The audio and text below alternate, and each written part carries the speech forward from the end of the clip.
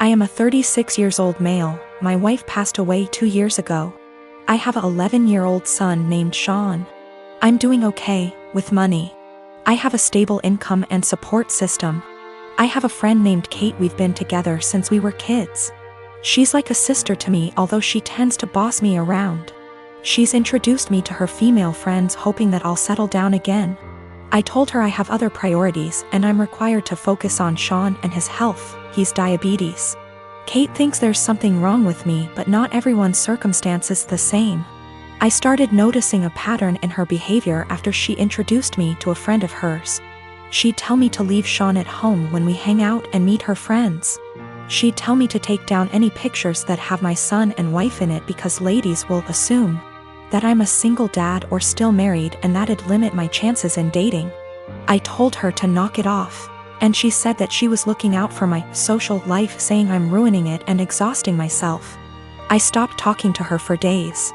Then I decided to let it go. She's been insisting on bringing her friend to visit me with other friends. I agreed to have them as guests. Kate suggested I take Sean to stay with a relative since it'll be adult dinner, but I refused.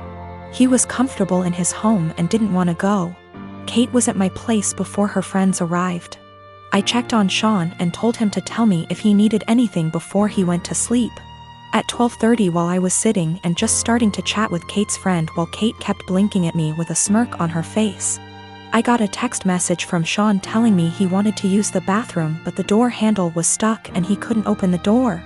I went upstairs to check. Kate followed me. I found that the door was actually locked. I was confused. I asked Sean and he said he didn't lock it. I started looking for the key. That's when Kate quietly handed it to me, saying she took it. I was stunned. I opened the door for Sean, then I asked her why she locked the door. She said that lied to her friend about me not having kids and didn't want her to see Sean. She said it was no big deal since he was sleeping, but I was furious. I started yelling at her as she kept shushing me. Everyone started leaving after I yelled at Kate and cussed her out for doing this.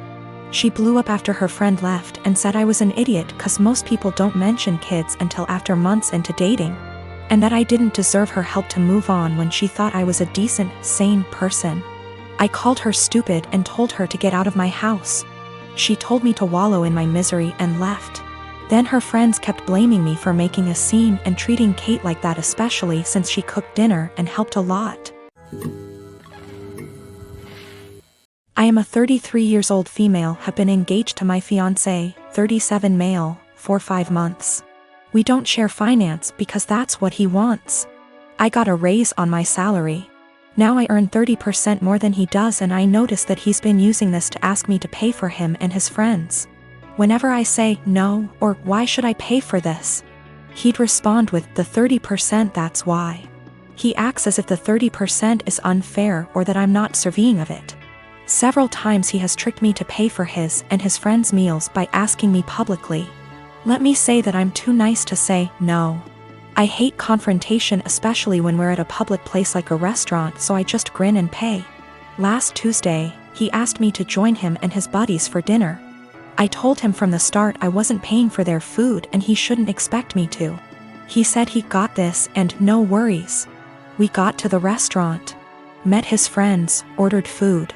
And in the middle of the meal he leaned in and whispered that I would be paying for everything he and his friends ordered. I got so mad I whispered back, no. But he probably relied on me not causing a scene in public and in front of his friends. He said, you have enough money, you could pay for everyone's food, 30%, remember? I was fuming inside. Instead of reacting negatively and losing my temper, I waited till the bills arrived. They were already split from the start when we first ordered. I paid for mine, then I excused myself to the restroom. I then sneaked out from there, got into my car and went home. I started getting phone calls from my fiancé, then texts asking where I was. I texted back saying I didn't appreciate how he put me in this situation and basically tricking me into paying for his and his friends' food. I told him I went home, then stopped replying. An hour later he came and started yelling at me, calling me selfish, irrational, cheapskate and childish for sneaking out like that and leaving him stuck with a bill he could not pay. He had to call his brother for help. We had a loud argument, then he walked out. His friends didn't speak to me on this, but he told me they're disappointed in my behavior and are telling him to take time and reflect on the type of woman he's gonna be married to. He said that because the restaurant wasn't expensive, then I could have just paid. He admitted not telling me about it till later, knowing I'd refuse. He still thinks my reaction was childish and unacceptable. I come from a conservative Christian family. All my family members were / are involved in the church and have church-based jobs. When they met my wife, they loved her and embraced her as their own. We dated for 2 years and discovered she was pregnant after we got engaged. Invitations were already given at the time, and we decided to still have the wedding on date when my wife was 5 months in. My family were furious when they found out my wife was pregnant. They asked if we even still considered having a wedding. I said why not, but they were very upset, especially mom and dad, who said they've always been known for their decency and good Christian values, and weren't willing to let this stain their reputation. As in my wife and I getting married while pregnant. They officially dropped out and refused to negotiate, saying it was done and I have only myself to blame for this outcome, and should move the wedding out of town. I was hurt. I tried to change their minds and checked with other members, but my brother said he had no intentions to look like a joke in front of his fellow church members and dropped out. My aunt pretended to be sick and said she may not be able to make it. She's 100% healthy. My cousin said he had business trip and stopped his wife and kids from attending, and my uncle cussed me out, torn the invitation and kicked me out. I felt terrible with no family members of my own to support me and share my joy at my wedding. I even broke down crying after the ceremony. I haven't spoken to them for months and then got busy with my 4-week-old daughter. My cousin reached out to hand me gifts and well wishes for the birth of my daughter sent from my family. I returned everything. He sat with me on behalf of the family, saying I shouldn't have returned gifts that were from my family who want to see and hopefully be involved in my daughter's life. He said Mom's longing to meet her grandbaby and everyone else is wanting to visit soon to celebrate my daughter's life. I asked him this question. I said, wasn't my daughter the reason why the entire lot of them abandoned my wedding? He just stared grudgingly as I went on about how they treated my daughter as something to be ashamed of and hide. My daughter at some point will ask about the wedding, and I have no intentions on lying to her. He replied saying he guaranteed I got it all wrong, and no matter what goes down between us, I can never deny that my daughter is their granddaughter, //niece / etc., and they're her family. He asked that I arrange for them to visit, but I refused. He kept pressing the idea, but I shut him down. My wife says I should let them come, but I still refused. I don't want to go into tons of details. You need to know that for the last 7 years I have not been at home. And during this time my 2 brothers and sisters were still living there. While I was at home, our stepfather abused us mentally and physically. We lived in crappy houses that were covered in real garbage, including animal feces, absolutely everywhere. I haven't heard from my little sister since May. I'm pretty sure she was told to cut contact with all of us. We are her older siblings. My second sister, after my younger sister, is overweight and has spinal problems and has to diet and see a specialist she is not taken to. I told the social worker that I wanted to check on them because they were in a sorry state and because I'm not sure if there is still any physical or psychological abuse going on in the house. This genuinely worries me. I told them what happened to us, hitting walls, throwing things at us, swearing, belittling our character, etc. And told them repeatedly that I really just want to know what my younger brothers and sisters are not the same living conditions as they were. My husband supported me during the call and agreed that it was the right thing to do. All my siblings discussed this beforehand, except for my older sister, who moved out before things got bad, and the 2 who live in the house. We all agreed that this would at least let them know they were being watched and we weren't just disappointed in them, and maybe my mother and SD would keep the house clean nose, etc. CPS contacted my mother very quickly. Much faster than I expected. I mean within 3 hours. After that, my older sister, who lives far away and hasn't contacted me for months, calls and she gets mad at me because she knows I called.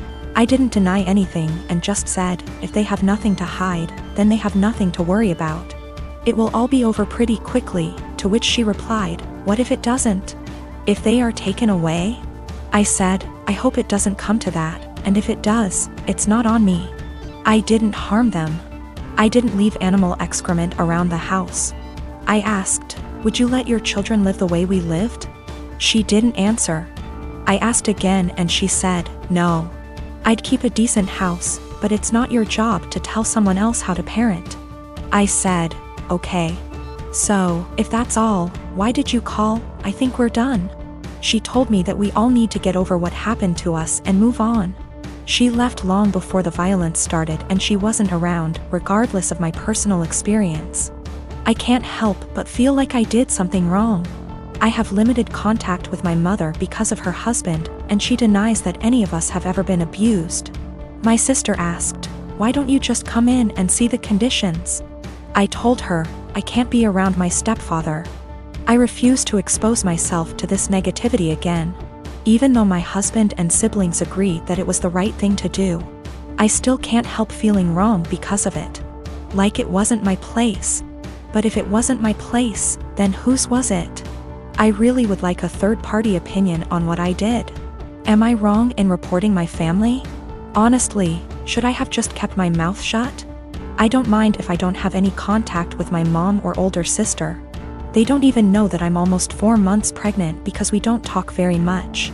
So the possibility that I'll never have a real relationship doesn't bother me. What worries me is that I don't know if I was right.